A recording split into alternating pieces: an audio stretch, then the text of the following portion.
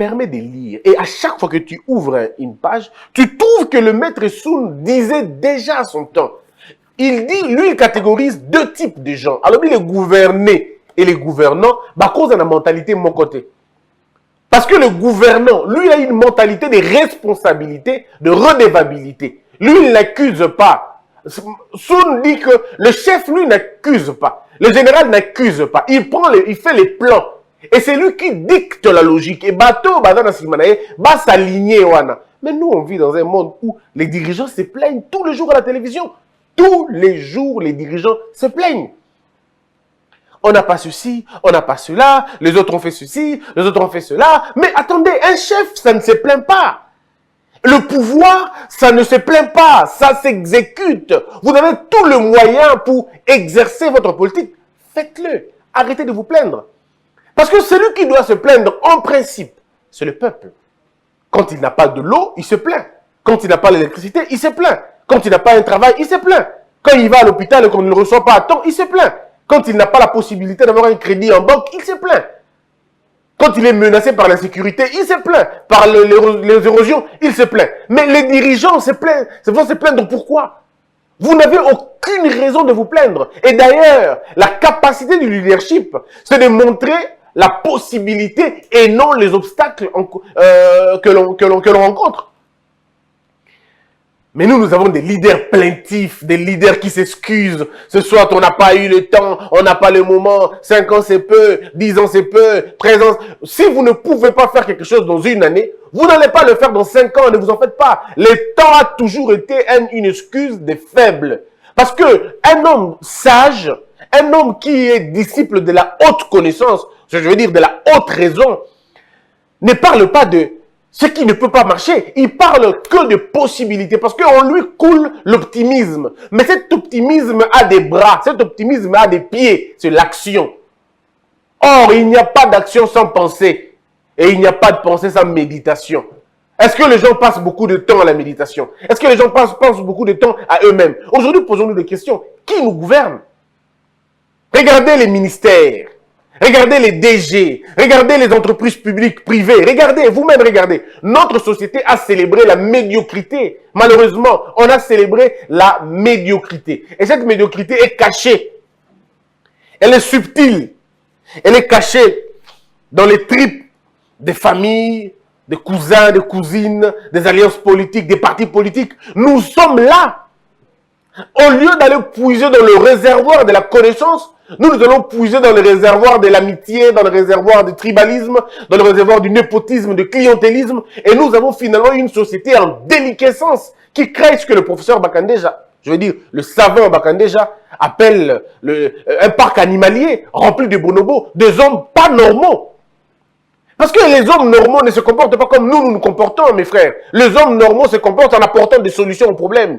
Les hommes normaux sont ceux qui regardent la santé et se disent « Nous mourrons combien par an ?» Et après avoir posé la question « Nous mourrons combien par an ?» ils se posent des questions « Nous mourrons par quel type de maladie ?» Après avoir posé la question de savoir par quel type de maladie, ils regardent maintenant quels sont les remèdes contre ces maladies-là. Et c'est ça une société des hommes normaux. Ils réfléchissent sur le problème et apportent des solutions. Ils n'accusent pas, ils ne s'excusent pas non plus. Ici, c'est une société des gens qui réfléchissent. Al Gore ne regarde pas si je vais être président ou je ne serai pas. Non, lui, il apporte une contribution. Namokili, pas seulement dans son pays, Namokili. Mais est-ce que nous avons le temps de lire? Est-ce que nous avons le temps d'apprendre? En principe, dans une société, on ouvre la bouche quand on connaît. Quand on ne connaît pas, on se la ferme. C'est simple. Mais chez nous, au Congo, quand on ne connaît pas, on parle. Et on fait beaucoup de bruit. On va même faire des débats. Quand on ne connaît pas, quand on ignore. Et nous avons, le média, on a contribué à donner la parole aux, excusez-moi le terme, mais aux ignares. Excusez-moi, vraiment ça va choquer. Mais aux ignares, on a donné la parole à ces gens-là. Des gens qui ne pouvaient même pas parler dans les bars, qui ne pouvaient pas parler dans le bistrot. Nous leur avons donné la parole. Et après, on les appelle des analystes, ainsi de suite. Donc, mais alors c'est... Mais alors c'est la vérité quoi. Un peuple doit être exigeant. Le peuple ne doit pas être applaudisseur. Le peuple ne doit pas être celui qui chante et qui crie à l'honneur et à la gloire d'un chef. Le peuple est celui qui pose des conditions. Je n'ai pas d'eau, donnez-moi de l'eau. Je n'ai pas l'électricité, donnez-moi l'électricité. Je n'ai pas du travail, donnez-moi du travail ou créez les conditions pour que moi je crée mon travail. Je ne sais pas envoyer mon enfant à l'école, je veux une école gratuite. Et pas une école abrutissante, mais une école constructive. J'en veux. Je veux des universités sérieuses, je veux des universités vraies. Je veux des animateurs avec une probité morale, avec une éthique. Je veux des gens pareils. Ça, c'est le peuple qui décide. Mais si le peuple lui-même est dans la compromission, si le peuple lui-même est dans la distraction, on vous apportera de la crasse. Parce que George Orwell dit ceci. George Orwell dit, lorsque vous avez élu des voleurs, des délateurs, des malhonnêtes, je vais ajouter des paresseux, le peuple cesse d'être une victime, ce peuple devient complice. Mais il dit pas que ça. Il dit un gouvernement, il dit un peuple mouton engendre un gouvernement de loups. C'est pour dire tout simplement que le peuple a les dirigeants qu'il mérite. Si le peuple est faible, il aura des dirigeants bourreaux. Si le peuple lui-même est musical, ben il aura des dirigeants à Talakou. C'est ce que vous voyez aujourd'hui. Si le peuple lui-même est musical, ben vous aurez des dirigeants à Talakou. Vous aurez des dirigeants qui chantent leur vie tous les jours à la télévision. Vous aurez des dirigeants qui ne comprennent pas par où commencer et qui passeront tout leur temps à la télévision en train de faire le spectacle. En fait, c'est ça. C'est nous qui fabriquons une classe politique. Lorsque vous fabriquez la classe politique des assoiffés, des personnes mal éduquées, mal élevées, qui viennent au pouvoir non pas pour régler le problème de la communauté, mais pour régler leurs petits problèmes de libido, ou pour régler leurs petits problèmes de pauvreté, ou pour régler leurs petits problèmes de conflit, c'est toute la société qui se meurt. C'est quelle société qui ne partage pas des vertus? D'ailleurs, quelles sont les vertus congolaises? Les vertus que nous avons. Moi, j'ai dans mon bureau un très gros livre de la civilisation chinoise. Un très gros. Il est là, le livre. Je me tue à le lire tous les jours. Mais il est là. Ça ne parle que de la civilisation chinoise, des vertus et valeurs. Les nôtres sont où? Et quand vous parlez à un Congolais, il te parle des vertus chrétiennes. Non, nous sommes des chrétiens. Tu vois qu'il y a un problème dans la tête, quoi. On te parle des vertus de ton pays. Quelles sont les valeurs que ton pays protège? Si vous demandez à la France vous dira, nous avons la fraternité, nous avons l'égalité, nous avons la... Oui, ils vont vous le dire. Et vous avez quoi? Vous avez quoi? Vous avez quoi? Regardez dans vos devises à la con. Qu'est-ce que vous avez? On a la justice. Est-ce que vous avez la justice? Savez-vous ce que c'est la justice dans ce pays? Dans ce pays où le mensonge est pris comme de la vérité. Dans ce pays où la haine est prise comme un mot de gestion. Dans ce pays où le mal est systémique et systématique. Avez-vous la justice? Quels sont les efforts que vous faites pour construire la justice? Parce que commençons même par notre devise. Commençons même par là. Est-ce que vous avez la justice? Est-ce que vous faites un effort pour la justice? Travaillez-vous pour la justice? Platon disait ceci en s'exclamant. Il dit, oh, on a donné la justice aux jeunes. Ils n'ont point connu l'injustice. Nous avons donné la justice à des injustes. On a donné de la justice aux maraudeurs, parfois aux escrocs. Ce sont eux qui sont censés nous dire de justice. Eux-mêmes trempés dans la corruption. Ils ne font aucun examen de conscience. Ils sont là pour répandre l'injustice, pour répandre la haine, pour répandre le règlement de compte. Ils sont là au service du pouvoir. Quand quand un monsieur ne plaît pas au chef, et le chef dit, bah, écoutez, dit monsieur, bon, on te trouve un problème. Et vous dites, ça c'est la justice. Qu'est-ce que nous faisons pour la justice? On ne fait absolument rien. Il faut qu'on le reconnaisse. Nous ne travaillons pas encore. Disons pas assez. Nous devons travailler pour régler la question de la justice. Parce qu'elle élève une nation. Vous allez me dire, mais écoute, la paix. Nous avons justice, paix et travail. Mais attends, il ne faut pas qu'on se moque des gens. Vous voulez parler de la paix à Goma? Vous voulez parler de la paix? Vous dites dans un pays où il y a la paix, à Beni, la paix à Bounéré, la paix à Minembwe, la paix là-bas, dans le plateau de Fizi, il y a la paix. Martin Luther King disait, lorsque la paix est menacée dans une partie du monde, elle est menacée dans tout le monde. C'est pas possible que vous puissiez dire aux gens que vous aimez la République sans vous intéresser des questions cruciales de cette République-là. Or, les questions cruciales de la République, c'est sa production. intellectuelle, sa production du sol, sa production du sous-sol, bref, toute la production de cette terre-là. Et dans la production, on parle aussi des hommes. On parle de leur lien avec la terre, de leur lien avec l'histoire, de leur lien avec les règles ancestrales de votre pays. Tu ne peux pas être congolais au sens de notre histoire si tu n'es pas Moulouba, si tu n'es pas Mungala, si tu n'es pas Moutabandou, si tu n'es pas Moutakongo central. Ce n'est pas possible. Si vous êtes congolais et que vous n'avez pas de souche chez nous, vous n'êtes pas congolais. Peut-être vous l'êtes par nationalité, vous l'êtes par des principes juridiques, mais vous ne l'êtes pas par des principes historiques et par des principes sociologiques. Il faudrait que les gens arrivent à faire la nuance. Si vous ne faites pas cette nuance, eh bien vous êtes perdu. La question n'est pas ici de savoir comment il a acquis la nationalité. D'abord, la nationalité, on ne peut pas l'acquérir en réalité. La nationalité sociologique, la nationalité historique, on est avec, on trouve ça dedans. C'est-à-dire vous naissez avec, vous n'avez pas besoin de faire de preuves. Vous n'avez pas besoin de dire ma mère est telle, mon père est tel. Vous n'avez pas besoin parce que l'histoire, la sociologie de ce pays vous rappelle que vous êtes de là. Les gens veulent qu'on parle de la nationalité d'origine, mais il y a un piège dans la nationalité d'origine.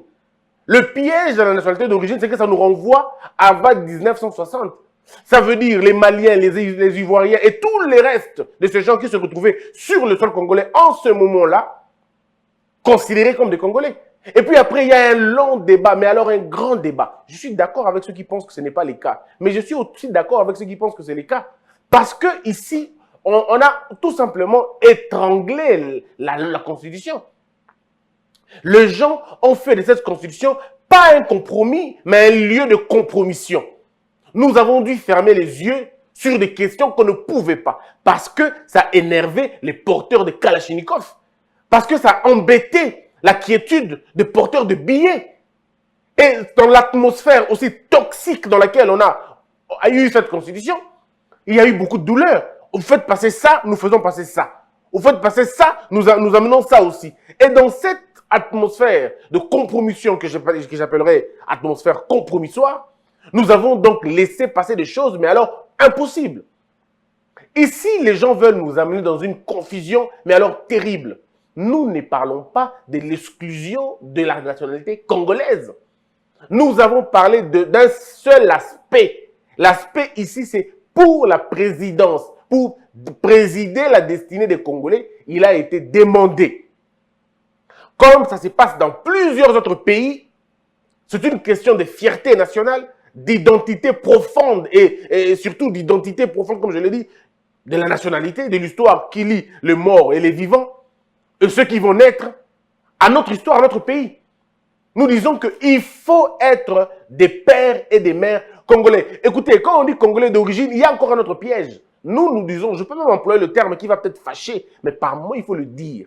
Je suis tout à fait d'accord avec ceux qui pensent qu'il faut noircir parfois le tableau pour le rendre intéressant. Moi, je suis convaincu qu'il faudrait parler, par exemple, des questions de souche. Et d'ailleurs, ceux qui veulent nous faire comprendre le contraire, mais allez en Chine, vous allez voir. En Chine, après mes analyses, après les recherches, après la discussion avec certains amis, ils nous disent qu'il y a ce qu'on appelle les Xan Xu et les Xiao Xu.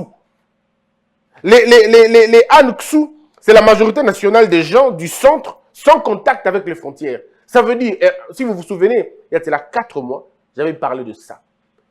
J'avais dit que nos pays frontaliers, nous devons être beaucoup plus sévères avec nos pays frontaliers parce que les plans d'occupation ou le plan d'infiltration, ça ne se passe pas dans le mois, ça se passe dans les décennies. Ça se conçoit et ça se pérennise. Ça veut dire un pays avec qui vous partagez la frontière peut nourrir des ambitions de vous dominer. Mais ils étalent ce projet dans les 50 ans ou même dans les centenaires. Ils disent que nous allons marier nos enfants avec eux, nos enfants grandiront là-bas, ils auront la nationalité, ils penseront à nous, nous allons les éduquer pour nous. Et on l'a dit, nous sommes en train de le voir depuis nos ancêtres. Vous avez vu? Et c'est exactement de cette façon-là que les choses se passent. Est-ce que vous pensez qu'en 97, ces gens réclamaient déjà la terre? En 97, plusieurs personnes, plusieurs gens, je veux dire des gens qui sont venus d'ailleurs, ne demandaient pas la terre.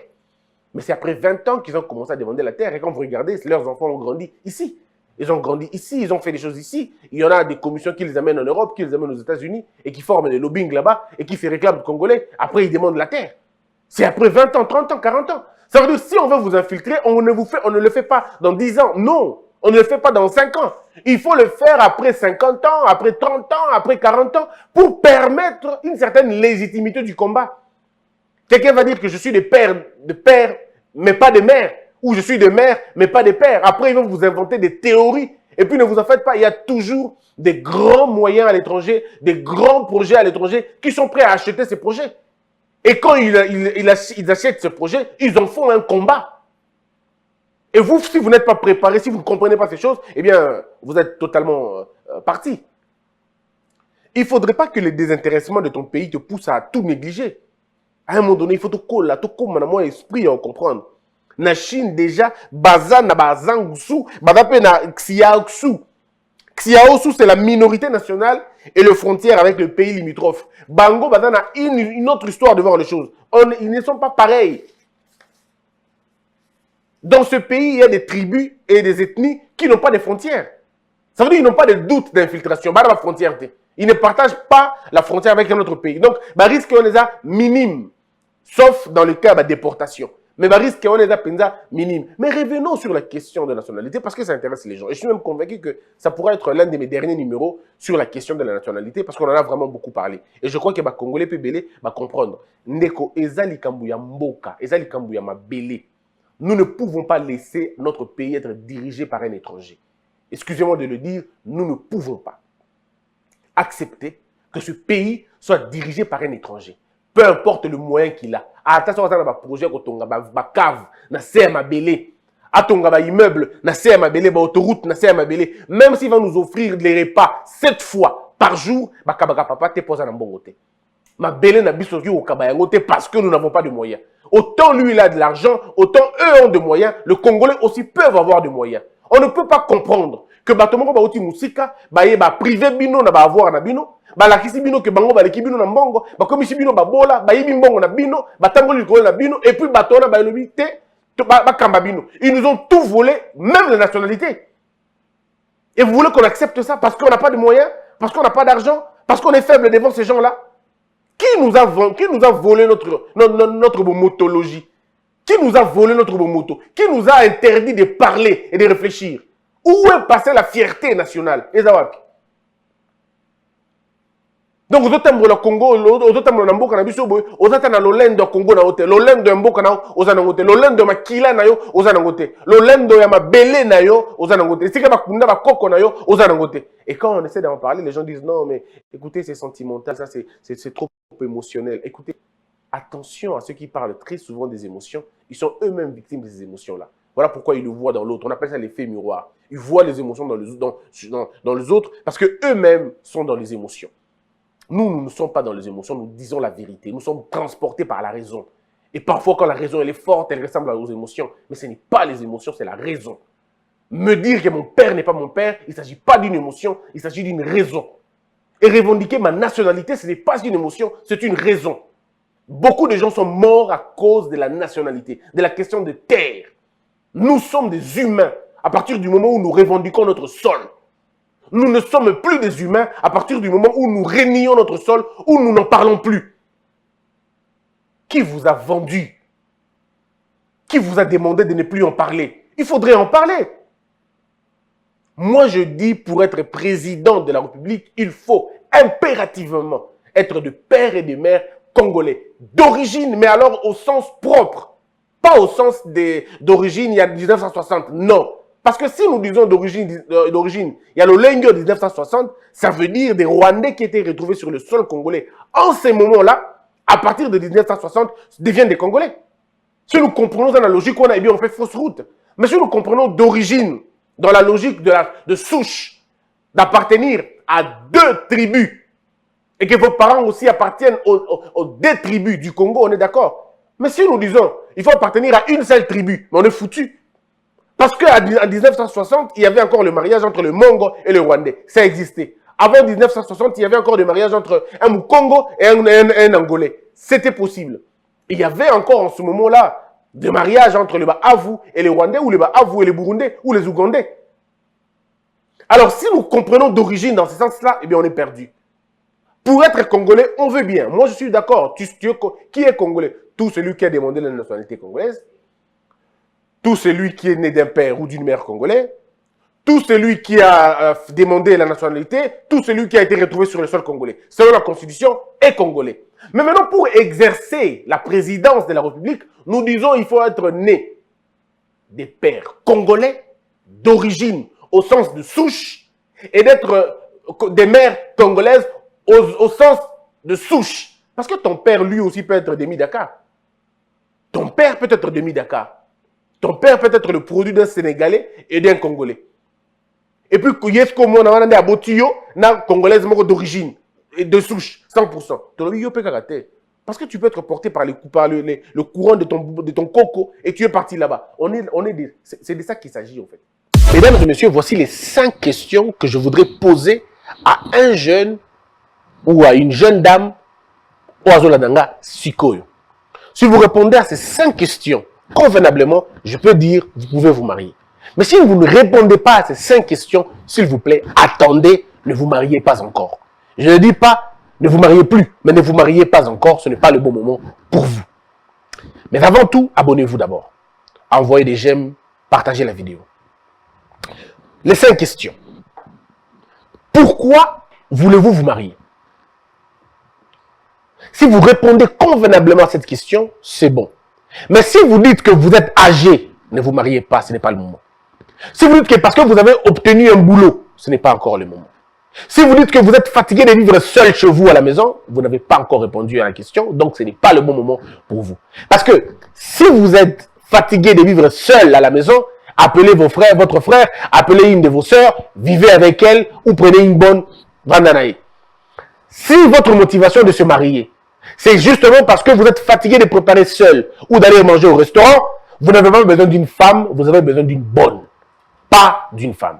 Si vous êtes fatigué de laver vos vêtements, et c'est pourquoi vous voulez vous marier, vous avez besoin d'une bonne, pas d'une femme. Si vous voulez vous marier parce que vous êtes très âgé, alors vous avez besoin d'un conseil, pas d'une femme. Parce que l'âge ne définit pas le mariage et le mariage ne définit pas l'âge.